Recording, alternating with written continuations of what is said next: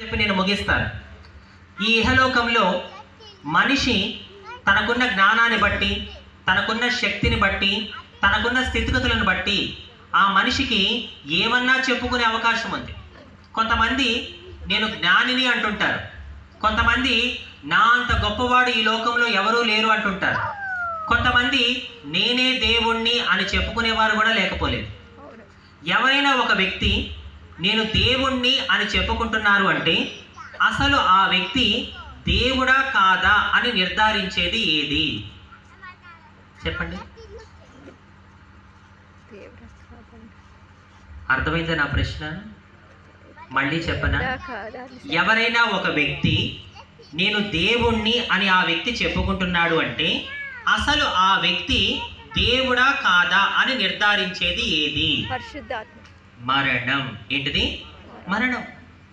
మరణానికి ఉన్న శక్తి ఏంటో తెలుసా?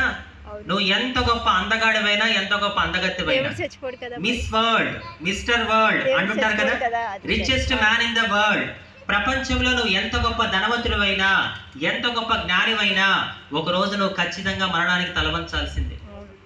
ఆ మరణం చెప్పే మాట ఏంటో తెలుసా? నువ్వు ఎవరివైనా సరే ఒక రోజు నాకు లోబడాల్సిందే, నా మాట వినాల్సిందే అంటుంది మరణం.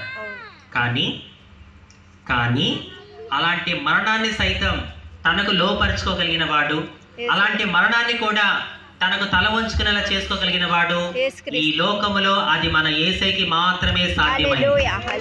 ఈ భూమి మీద వాళ్ళు ఎంత గొప్ప వాళ్ళైనా కావచ్చు, వినండి జాగ్రత్తగా, ఈ భూమి మీద వాళ్ళు ఎంత గొప్ప వాళ్ళైనా కావచ్చు, వాళ్ళందరికీ కూడా జయంతి ఉంది, వర్ధంతి ఉంది.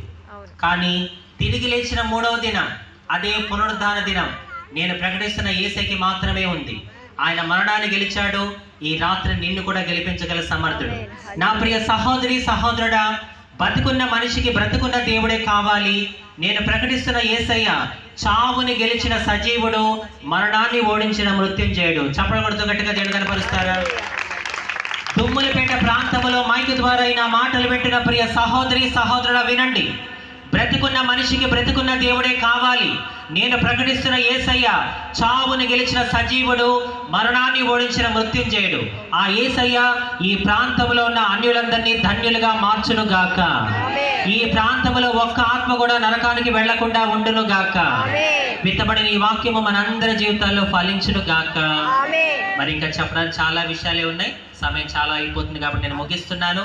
నా గురించి, నా పరిచయం గురించి మీరందరూ ప్రార్థన చేయాలి. ఎంతమంది నా కోసం ప్రార్థన చేస్తారు? Thank you so much. Thank you brothers, thank you sisters.